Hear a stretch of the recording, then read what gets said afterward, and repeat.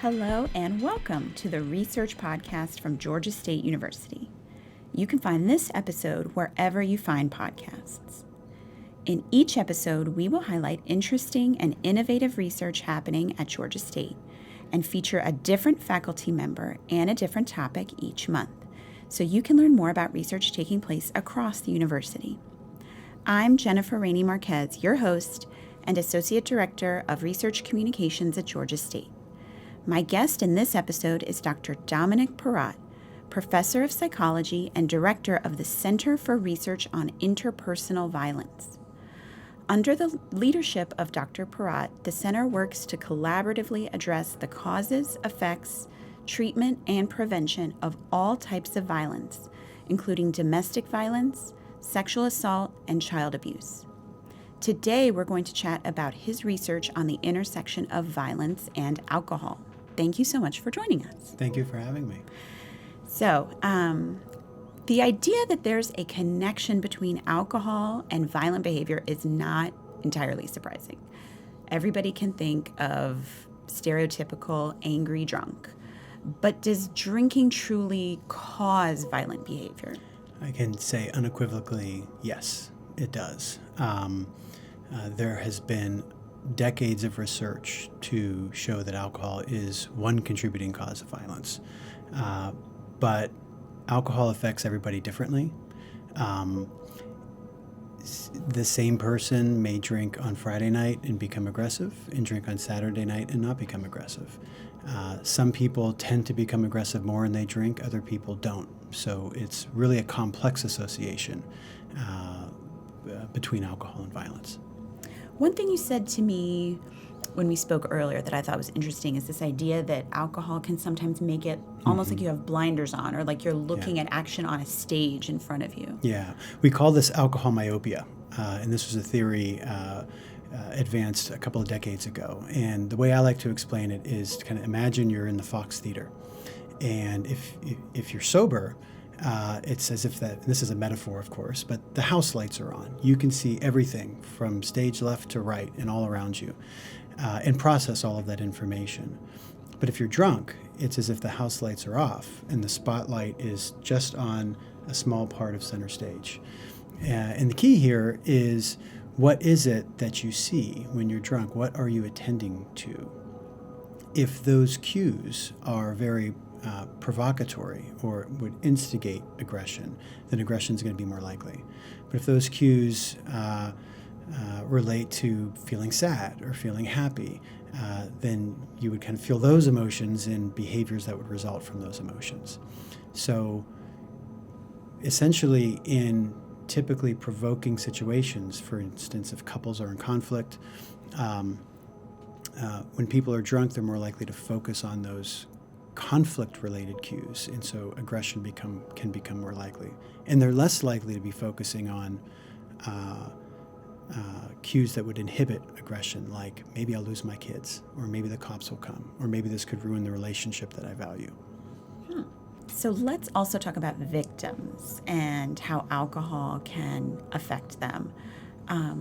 I've read experts who have said that young women who drink heavily, particularly at the beginning of college, are in a so-called red zone of danger. What exactly does that mean? So the red zone is that period of time from when a college freshman comes to campus through Thanksgiving.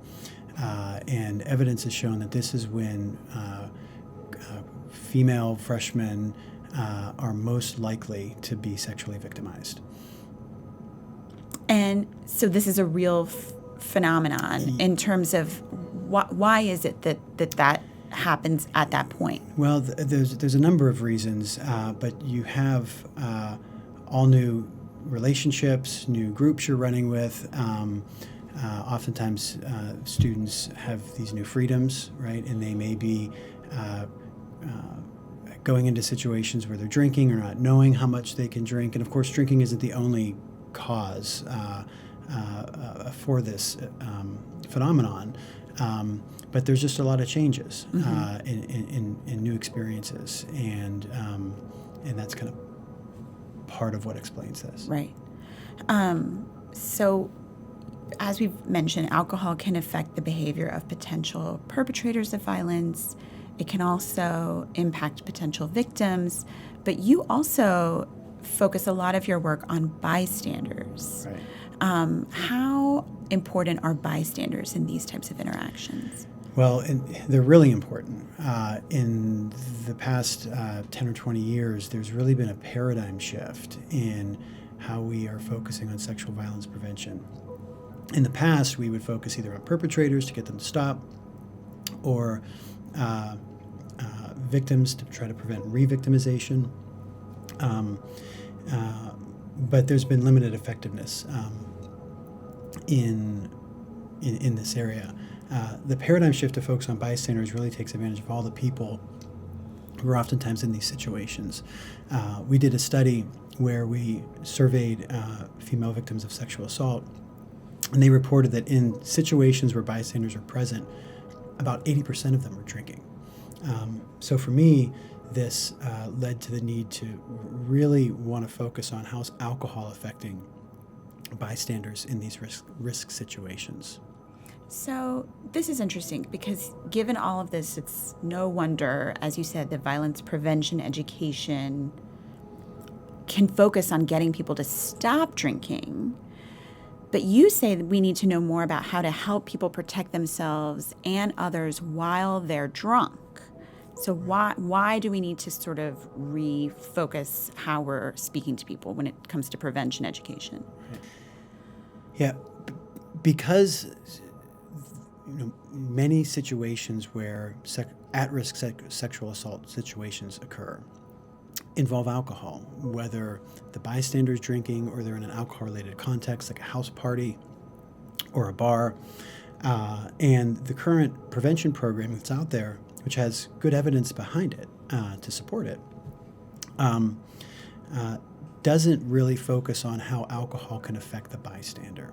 It may focus on the fact that alcohol may be involved, but it doesn't tell students and anyone that alcohol can narrow your attention, as we were talking about earlier, or how it can function to serve as a barrier in the decision-making process to intervene pro-socially to help a potential victim.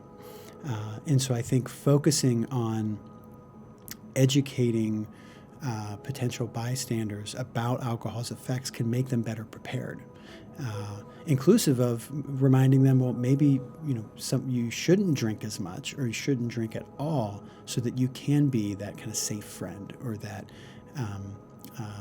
person most able to intervene and to be able to kind of read the cues in the situation. Right. And you're not going to get everybody to stop drinking. No. And I'm also interested, you had mentioned something called inhibitory cues that can reduce violent behavior or lower hostility even while someone is drinking. What are some of those would some of those cues be? Yeah, and if I can, I want to back up for a second and say that my lab and others have done studies to show that when people are drunk and have an opportunity to be aggressive, that if you distract them from those provoking cues or you refocus them on more inhibitory cues, which in the lab tend to be just cues that are incompatible with violence or being more self-aware of yourself, that those intoxicated people are far less aggressive than intoxicated people who you haven't distracted or you haven't refocused on these inhibitory cues.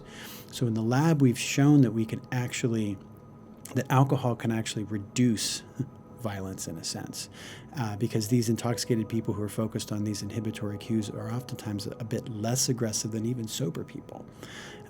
Because they've got those blinders on and they kind of laser focus in on them. And they're laser focused in on those inhibitory cues, exactly. Now in the real world, and I think this gets at your question, what would those inhibitory cues be? They could be a number of things. And, to be clear, we haven't done the studies in more naturalistic settings. So right now it's all kind of in theory. But imagine if someone's wearing a Fitbit that could detect whether they have alcohol in their system. And as soon as they go over 0.03 or 0.04, they get a buzz on their Fitbit or a push notification to their iPhone that gives them some inhibitory message that's kind of personalized to them, such as, think about your kids, or you don't want to go to jail, or you value your relationship. Suddenly, they're now focused on these inhibitory messages that are meaningful for them, and you've essentially redirected attention in a naturalistic, real-time sort of way. And what about examples of successful or effective ways that bystanders can intervene even if they are drinking? Well, there's a range of ways that bystanders can intervene, whether they're drinking or not, and every situation is different. People can respond and intervene in a direct way. So if there was two people kind of on the dance floor and you kind of perceive that, one person's kind of at risk of harm from the other, you could kind of directly confront them. But you can do it in kind of different ways. You can be distracting, etc. You can also use indirect methods by maybe finding someone else who can help. So there are a range of ways. When people are drinking alcohol, when those bystanders, are drinking alcohol, we want them to be more educated about what cues they might miss. For instance, when you're drinking, you might think, oh, they're having fun, they're drinking too. So they must want to be dancing like that. Whereas a sober person, because alcohol can make you kind of misperceive those risk cues. Whereas if we prepare people for that, they might kind of think more closely, or maybe they'll say, well, I can't tell, but I'm drinking, so maybe I should go find someone else who could kind of better judge whether or not that person needs help. It's almost like you're helping them interpret consent as it's happening in real time. It's really difficult. It's difficult for sober people to do at times, and so it's particularly difficult when people are drinking. But again, because so much of these risky situations happen when in alcohol contexts or when people are drinking, it's really important that we try to address that head on in intervention programs.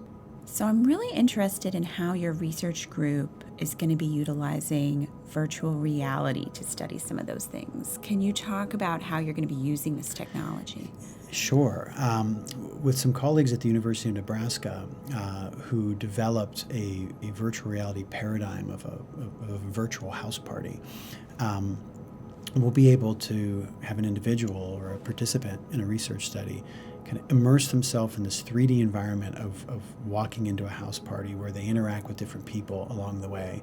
And some of the interactions they have will be risky, where maybe there's misogynistic jokes being told, which is kind of on the one end of the sexual violence continuum, to the end of the house party when they get towards the end where a man's actually starting to kind of force himself on a female who just kind of wants to be left alone.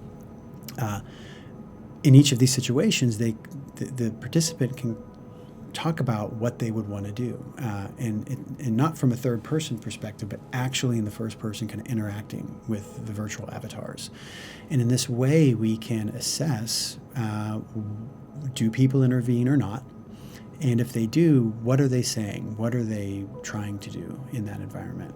And kind of consistent with what we've been talking about, we are really interested in how participants navigate that virtual house party when they're drunk versus when they're sober.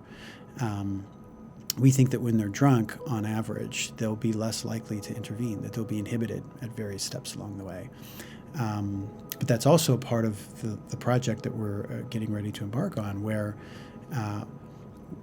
we will have participants before this virtual reality paradigm, have them engage in an evidence-based intervention to promote bystander intervention. Laura Salazar in the School of Public Health developed Real Consent, which has been shown to be effective to promote bystander intervention. And this is like a preventive education kind of program. Yeah, it's a web-based intervention. And we're going to develop new modules to augment that existing intervention. We're going to call it Real Consent 2.0. And the new modules will be teaching people how alcohol could affect them in a bystander situation. And so what we hope to find is that even when people are drinking alcohol in that virtual environment, if they receive the augmented intervention, they're going to be more pro-social, effective bystanders than had they not. Essentially trying to show that, hey, we can tailor interventions to even help people be better bystanders when they're drinking. And I would imagine with this being so immersive and really making you feel like you're in the situation, it could also maybe make people, it's like a dry run for situations you might encounter in real life. Like maybe you'll feel more comfortable after you go through this experience. Absolutely. And while we don't have any immediate plans to do this, our colleagues at Nebraska have talked about the idea of, not just using this virtual experience to assess whether people will intervene, but actually, like you said, use it as that dry run and then talk about missed opportunities or what happened there or what didn't happen in this other situation, so people can learn and understand what they missed or why they did what they did or why they didn't do what they didn't do, as a learning experience. Do you hope to utilize this research to make universities better equipped to train their students or prepare their students for what they're likely to encounter in these kinds of situations? And what's the next focus here? That's the ultimate goal. Over the past several years, particularly as colleges and universities had to implement these sexual violence prevention programs, it was just clear as I was talking to some administrators here at Georgia State a number of years ago that there's absolutely no evidence in the programs being disseminated and that students at Georgia State and other colleges and universities around the country are using, that there's no evidence that these programs are going to work when people are drinking. Now, there's no evidence that they won't work. It's just we don't know. And that's because there was really zero research on this topic. A couple of years ago, I think there might have been 2 published studies, but not designed in any way to determine kind of causal effects of whether alcohol is actually inhibiting bystander behavior. Well, great. Thank you so much for joining us today and sharing your work. This has been the Research Podcast from Georgia State University, featuring Dr. Dominic Parrott, Professor of Psychology and the Director of the university's Center for Research on Interpersonal Violence. You can read more about the center's work in the newest issue of the Georgia State University Research Magazine, available online at researchmagazine.gsu.edu. And for more conversations about research taking place across Georgia State, look for the Research Podcasts wherever podcasts are found. Thanks for listening, and be sure to subscribe so you don't miss future episodes.